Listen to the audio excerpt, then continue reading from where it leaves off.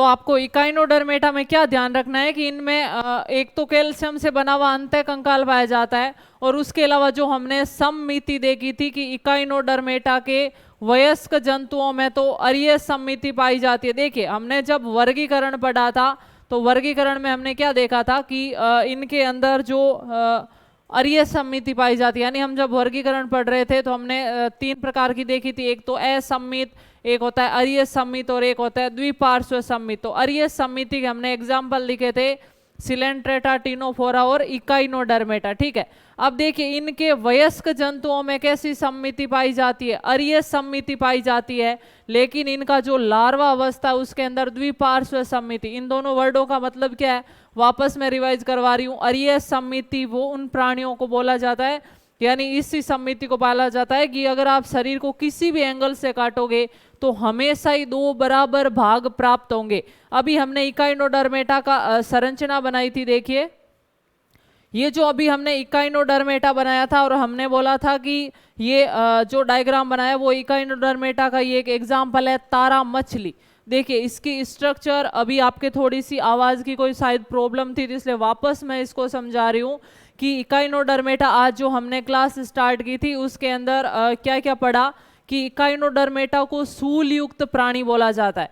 देखिए सूल युक्त प्राणी क्यों बोला जाता है, क्योंकि इनके शरीर पर सूल के जैसी संरचना होती है, इसलिए इनको बोला जाता है सूल युक्त प्राणी, और इसी आधार पर इकाइनोडर्मेटा का नाम दे दिया गया।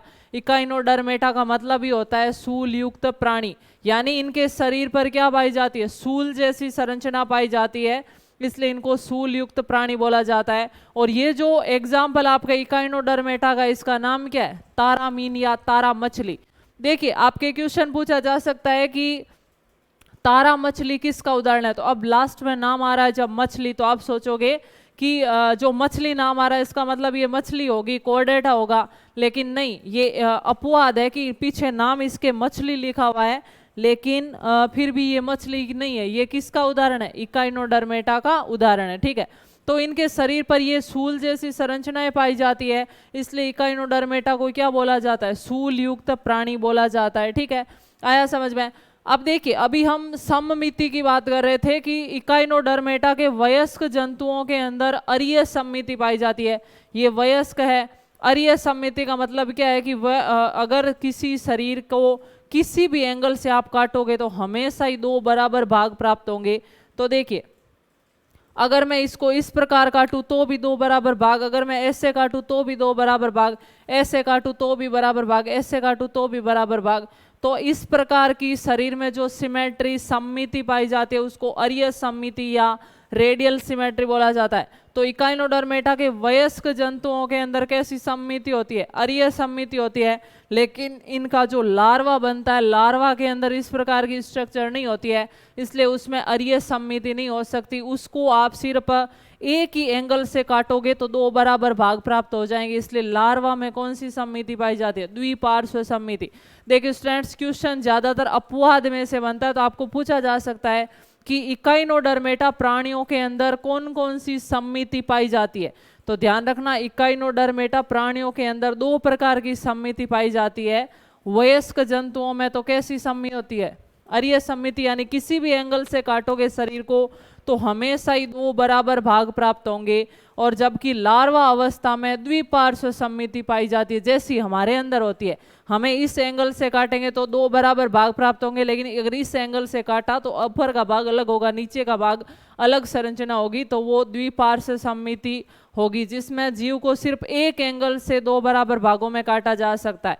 तो आपको ध्यान रखना है इकाइनोडर्मेटा प्राणियों के अंदर 2 प्रकार की सम्मिति पाई जाती है। वयस्क अवस्था में तो पाई जाती है अरीय सम्मिति, जबकि लार्वा अवस्था में पाई जाती है द्विपार्श्व सम्मिति। तो इसको नोट कर लीजिए पॉइंट्स को।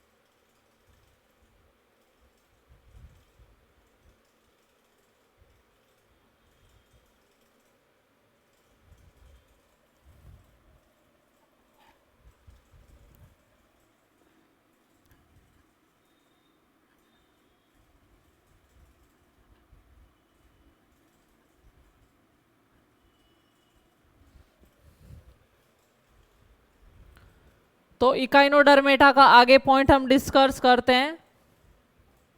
देखिए जो इकाइनोडर्मेटा है,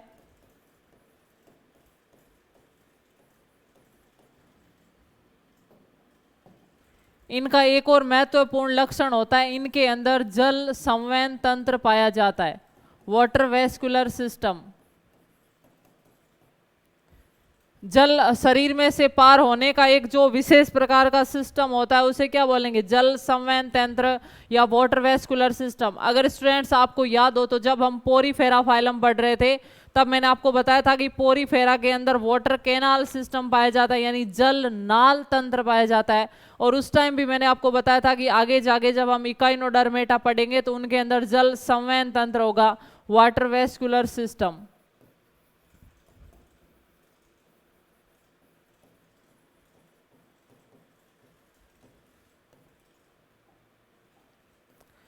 तो देखिए स्टूडेंट्स, दोनों नाम में थोड़ा सा ही चेंज है, वहां पर जल नाल तंत्र था और यहाँ पर क्या है, जल संवहन तंत्र, वाटर वेस्कुलर सिस्टम। तो आपको ध्यान रखना है जल नाल तंत्र पोरीफेरा फाइलम का लक्षण है, जबकि जल संवहन तंत्र है वो इकाइनोडर्मेटा फाइलम का लक्षण है। और ये जो तंत्र है वो शरीर में क्या सहायता करता है, भोजन पकड़ने में, गमन में और श्वसन प्रक्रिया में सहायक। इन तीनों प्रक्रियाओं के अंदर क्या करता है, ये सहायता करता है।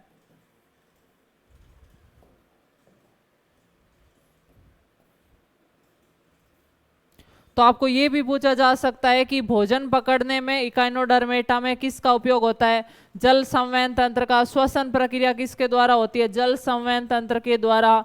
और गमन करने के लिए किसकी सहायता होती है, तो जल संवहन तंत्र की। आपको तीनों अलग अलग पूछ सकते हैं अति लघुतरात्मक प्रश्न के अंदर, या आपको ऐसा भी पूछा जा सकता है कि इकाइनोडर्मेटा के अंदर जल संवहन तंत्र होता है वो किन किन प्रक्रियाओं को संपन्न करता है। तो भोजन पकड़ने में सहायक है, गमन में सहायक है और श्वसन में सहायक है। ठीक है, उसके बाद अगला पॉइंट है कि इनके अंदर नर और मादा अलग अलग होते हैं।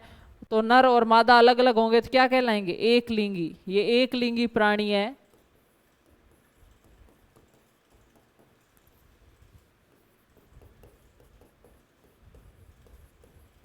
अर्थात नर तथा मादा अलग अलग होते हैं।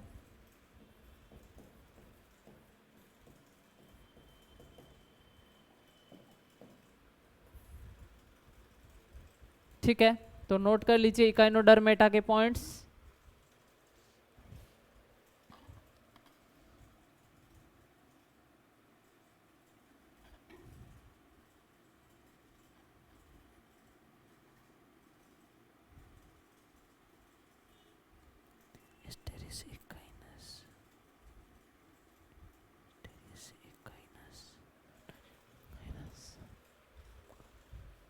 और इनके साथ इनके एग्जाम्पल भी लिख लेना। उदाहरण है एस्टेरियस, जिसे तारा मछली भी बोलते हैं, हमने स्टार्टिंग में बनाई, और एकाइनस। ठीक है, एंटीडोन, कुकुमेरिया, काफी इसके एग्जाम्पल है। तो ये इकाइनोडर्मेटा फाइलम के पॉइंट्स नोट कर लीजिए।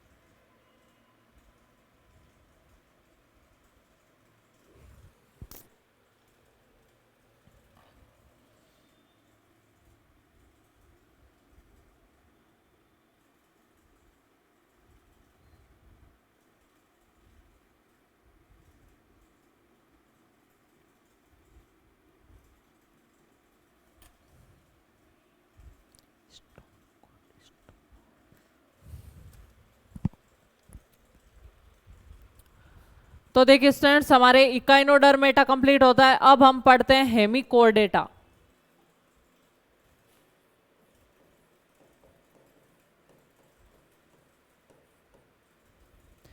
देखिए स्टूडेंट्स, जैसा कि नाम से ही पता चल रहा है कि वे जीव जिनके अंदर आधे कोर्डेटा के लक्षण पाए जाते हैं। हेमी का मतलब होता है आधा, और कोर्डेट यानी वे जीव जिनके अंदर आधे कोर्डेटा के लक्षण होता है, पूर्ण रूप से लक्षण नहीं होता है।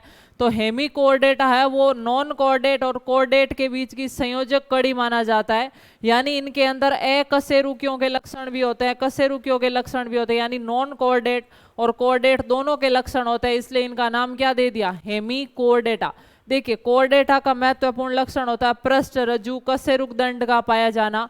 इनके अंदर कशेरुक दंड जैसी संरचना होती है, इसको स्टेमोकॉर्ड बोला जाता है। वास्तविक कशेरुक दंड नहीं होती, इसलिए इनको हेमिकोर्डेटा बोला जाता है। और इनको कहा जाता है कशेरुकी और अकशेरुकियों के बीच की योजक कड़ी। इनका एक एग्जाम्पल है बेलेनोग्लोसस। आप कभी योजक घड़ियां पढ़ोगे तो उसमें आता है बेलेनोग्लोसस को कोर्डेट्स और नॉन कोर्डेट्स यानी कशेरुकी और अकशेरुकियों के बीच की क्या माना जाता है, योजक कड़ी। तो हेमिकोर्डेटा यानी कोर्डेट्स के या कशेरुकियों के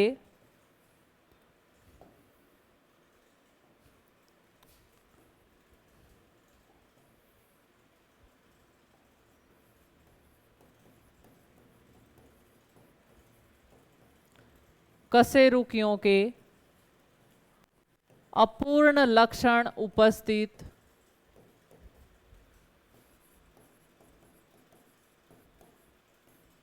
इसलिए इन्हें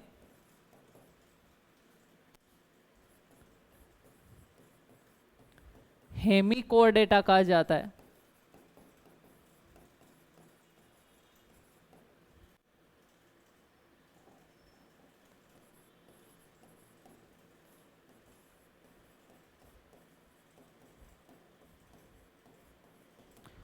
और जो हेमिकोर्डेटा के जो एग्जाम्पल है, जो जीव है वो कैसे होते हैं, उनका कृमि कीड़े के समान संरचना होती है, इसलिए इन्हें कृमि प्राणी भी बोला जाता है। यानी शरीर कृमि के समान। जो 3 भागों में बंटा होता है इनका शरीर, 3 भाग होते हैं। पहला भाग है सुंड, दूसरा भाग है कोलर और तीसरा भाग है वक्ष। ठीक है, अब इनका शरीर किस प्रकार होता है तो देखिए,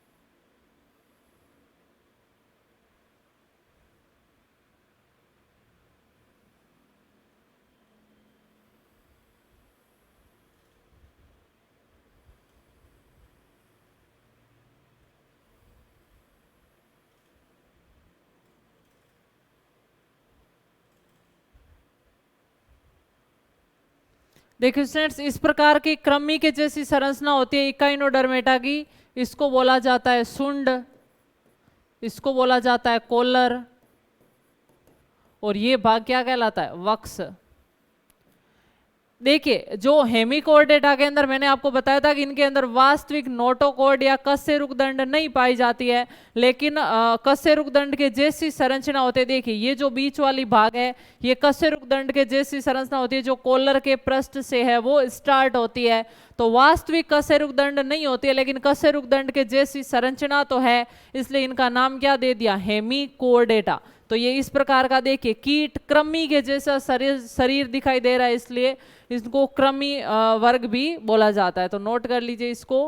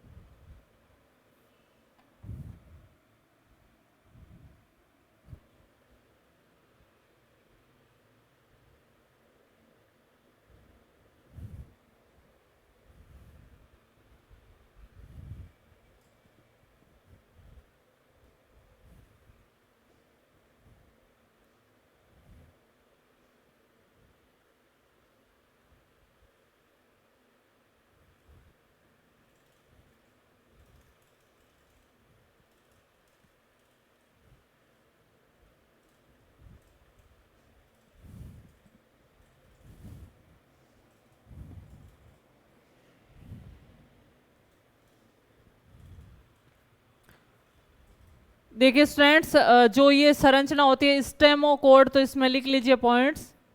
हेमिकोर्डेटा के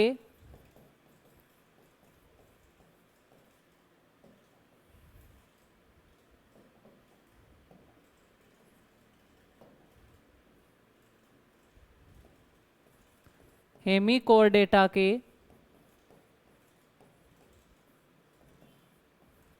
कोलर क्षेत्र में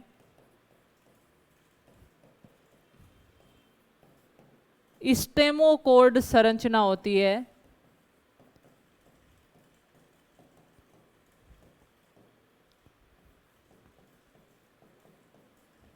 जो कोर्डेट्स के नोटोकॉर्ड या कशेरुकदंड के समान होती है।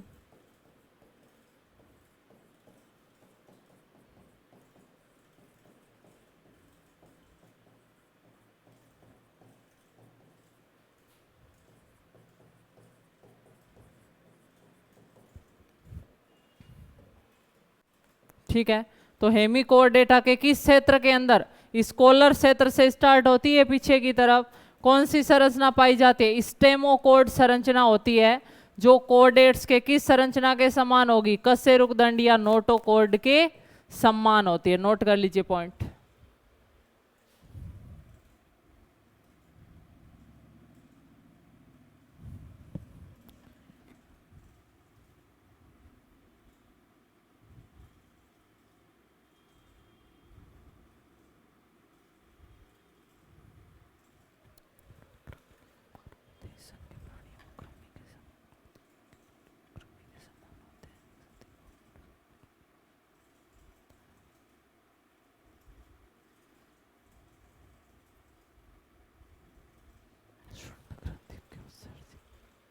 ठीक है, तो ये कृमि वाला पॉइंट भी लिख लेना। इनका शरीर है वो कृमि के समान है, जो कितने भागों में बंटा होता है, 3 भागों में, सुंड, कॉलर और वक्स। और इनके अंदर उत्सर्जन की प्रक्रिया होती है वो सुंड ग्रंथि के द्वारा होती है। नोट कीजिए।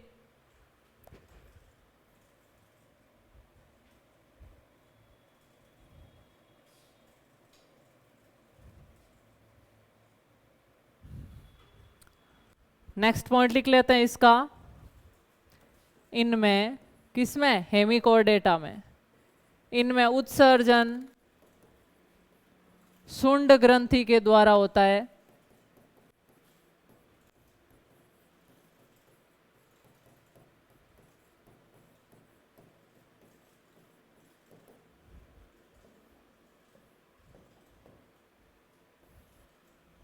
और इसके उदाहरण है बेलेनोग्लोसस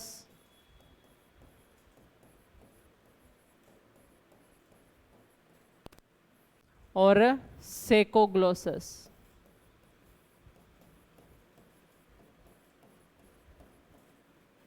एक पॉइंट और ध्यान रखना, इनके अंदर बंद परिसंचरण तंत्र पाया जाता है, यानी जो रक्त होता है वो रक्त वाहिनियों के जब अंदर बहता है उनको क्या बोला जाता है, बंद परिसंचरण तंत्र। तो इनमें बंद परिसंचरण तंत्र पाया जाता है।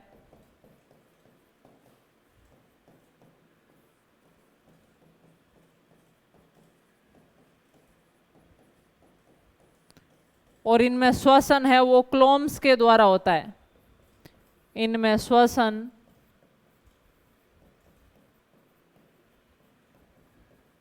क्लोम के द्वारा होता है।